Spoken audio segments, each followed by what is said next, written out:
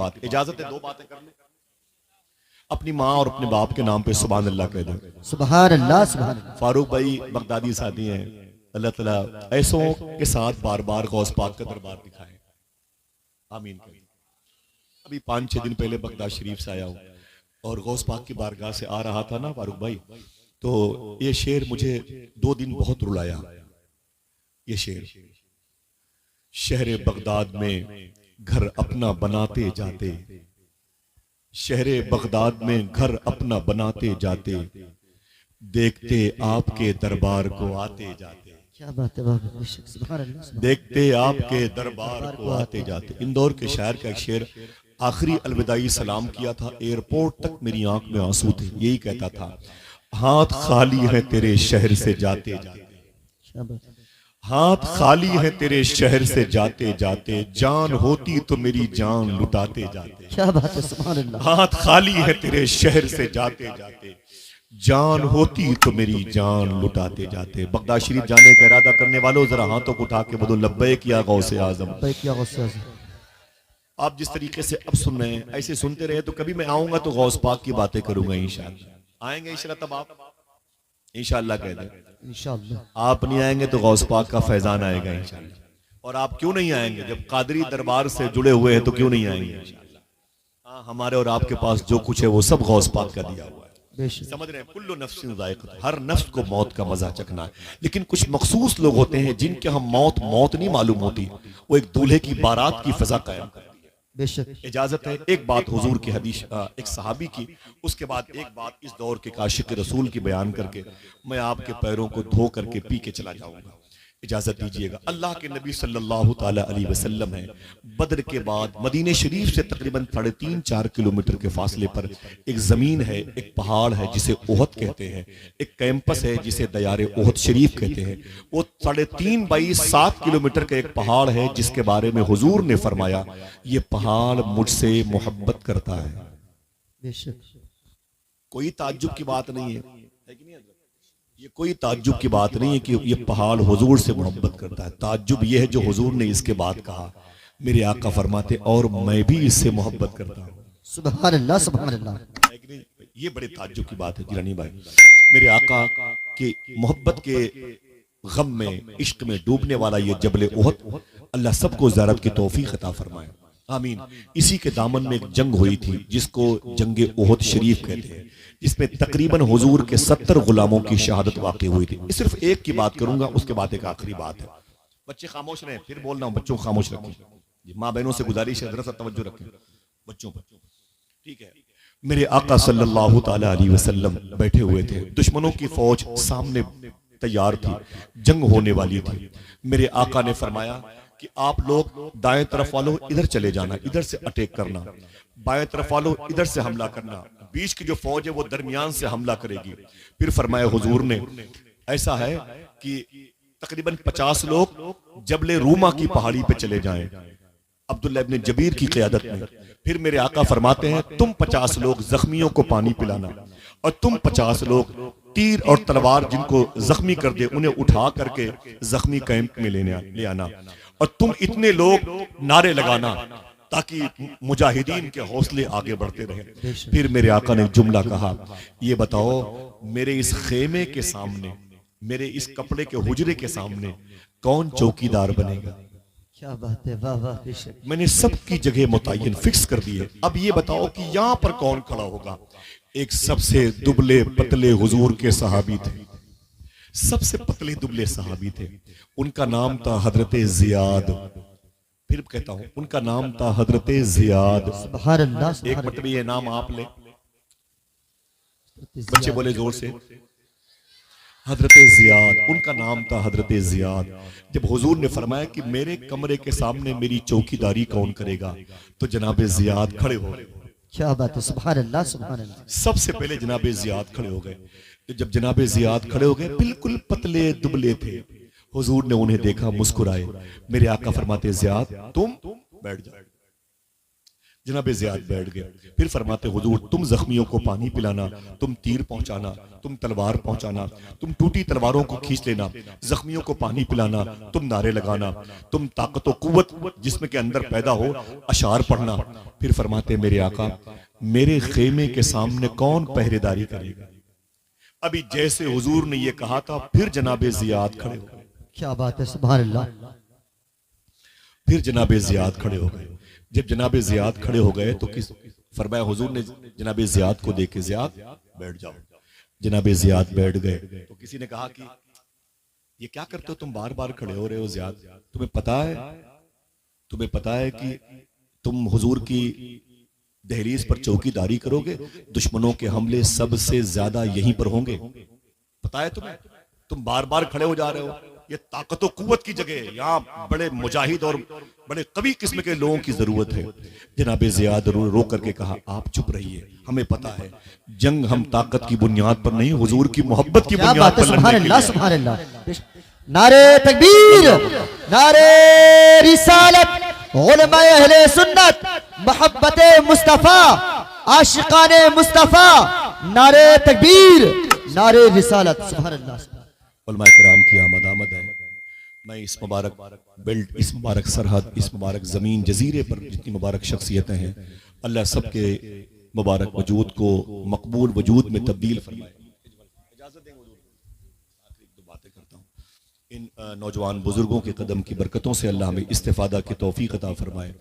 ذرا پھر سے اپنے ہاتھوں کو اٹھا کے بول دیں لبیک یا رسول اللہ، لبیک یا رسول اللہ. کل نفس ذائقۃ الموت، ہر نفس کو موت کا مزہ چکھنا ہے.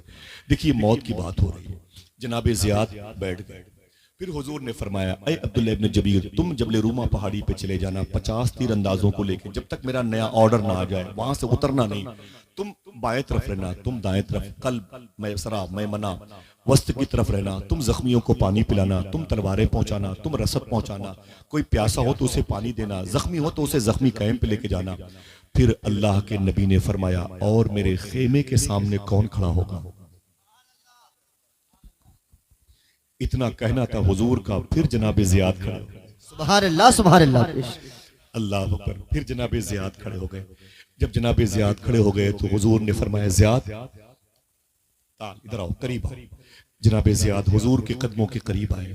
حضور نے کہا کہ زیاد تمہیں سمجھ میں آ رہا ہے میں کیا کہہ رہا ہوں؟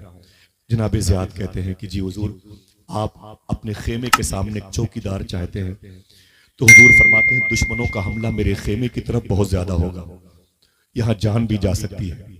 تو جناب زیاد رو کہ بولے حضور یہ جان آپ پر ہی تو قربان کرنے کے لیے ملی ہے. کیا بات ہے، سبحان اللہ سبحان اللہ. جان دی ہوئی اسی کی تھی، حق تو یہ ہے کہ حق ادا نہ ہو سکے. سرکار یہ میری روح کی معراج ہوگی اگر آپ کی دہلیز پر میری روح نکلے تو.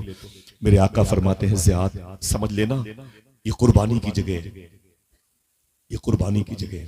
جناب زیاد کہتے ہیں حضور میں یہاں پر کھڑا رہوں گا، وعدہ کرتا ہوں. میرے آقا فرماتے ہیں زیاد کب تک کھڑے رہو گے؟ جناب زیاد کہتے ہیں جب تک میرے جسم کے اندر ایک قطرہ خون باقی ہے میں آپ کی دہلیز نہیں چھوڑوں گا. میرے آقا صلی اللہ علیہ وسلم نے جناب زیاد کو اپنی تلوار اپنی ڈھال دی. کیا بات ہے، بے شک. اپنی تلوار اپنی ڈھال دی جناب زیاد کو. فرمایا زیاد یہیں پہ کھڑے رہو. جناب زیاد وہیں پہ کھڑے رہے. سبحان اللہ. جناب زیاد وہیں پہ کھڑے رہے. اب جنگ کا بگل بجا، جنگ کا نکارہ بجا، جنگ کی شروعات کا علم بلند ہوا. جناب ابو سفیان، جناب خالد ابن ولید یہ اپوزیشن جماعت میں تھے. حضور کے غلاموں کی شہادت ان سے ہونے والی تھی. اپوزیشن جماعت میں تھے، اپوزٹ میں تھے. جب جنگ کا بگل بجا، اعلان ہوا تو دونوں طرف کی فوجیں ایک دوسرے میں مدغم ہو گئی، داخل ہو گئی. جنگ بڑے عجیب و غریب نتیجے سے گزری ہے. کبھی نشیب کبھی فراز، کبھی نشیب کبھی اوپر کبھی نیچے. معلوم ہے کبھی بتاؤں گا انشاءاللہ احد شریف کے بات اور دیگر شہداء کے بارے میں، لیکن مجھے زیاد کے بارے میں باتیں کرنی ہیں. معلوم ہے کیا ہوا؟ تھوڑی دیر کے بعد تقریباً 72 زخم آئے تھے جناب زیاد کو. اللہ سبحان. ہم اخبار پڑھتے ہیں تو بے ہوش ہو جاتے ہیں. اب کیا ہوگا؟ میری بہن بیٹیوں کا کیا ہوگا؟ تیاری نہیں کرتے ہیں، روتے ہیں، افسوس کرتے ہیں. اللہ اس کے رسول کے ہوتے ہوئے ہم ٹینشن میں آ جاتے ہیں. اب کیا ہوگا؟ اب کیا ہوگا؟ اللہ اکبر. معلوم ہے جناب زیاد کو 72 زخم آئے تھے. کتنے؟ 72. یہ زخم تلواروں سے آئے تھے. جب تک برداشت کرتے رہے جب برداشت نہ ہوا تو آپ نے چیخ کر کے ایک نعرہ لگایا، یا محمدہ یا محمدہ یا محمدہ، یا رسول اللہ یا رسول اللہ یا رسول اللہ کہہ کے زمین پر گر پڑے جناب زیاد۔ جب زمین پر گر پڑے نا تو وہ ٹیم آ گئی جو زخمیوں کو اٹھا کر کے لے کے جاتی ہے، وہ ٹیم آ گئی، لوگوں نے اٹھایا جناب زیاد کو اور پکڑا اور اٹھا کے ٹانگ کے لے کے جانے لگے نا، راستے میں جناب زیاد نے آنکھیں کھول دی۔ جناب زیاد نے کہا آپ ہمیں کہاں لے کے جا رہے ہیں؟ تو لوگوں نے کہا آپ زخمی زیادہ ہیں، زخمی کیمپ میں لے کے جا رہا ہوں۔ جناب زیاد رونے لگے، رو کے بولے واپس لے چلو، میں نے حضور سے وعدہ کیا کیا بات ہے، بے شک بے شک۔ جب تک جسم کے اندر ایک قطرہ خون باقی رہے گا آپ کی دہلیز نہیں چھوڑوں گا۔ جناب زیاد کہتے ہیں خبردار مجھے واپس لے چلو۔ جناب زیاد کے 72 زخم خوردہ جسم کو واپس لایا گیا۔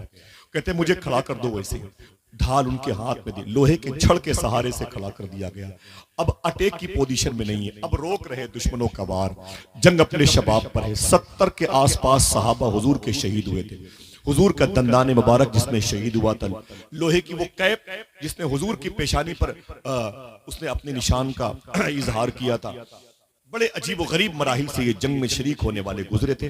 وہ میرا ٹاپک نہیں ہے، بس یہی ہے کہ موت آ کے رہے گی، آتی ہے کبھی کسی اچھے انسان کو جو عاشق رسول ہوتا ہے تو پھر اس کو موت نہیں آتی، سمجھ لو ایک دولہے کی بارات جاتی ہے۔ کیا بات ہے، بے شک بے شک۔ جناب زیاد کہتے ہیں کہ جب مجھے کھڑا کر دیا گیا، جنگ اپنے شباب پر تھی، دشمنوں کے پھر حملے ہونے لگے، دیکھتے دیکھتے 92 زخم آئے، 92 زخم آئے۔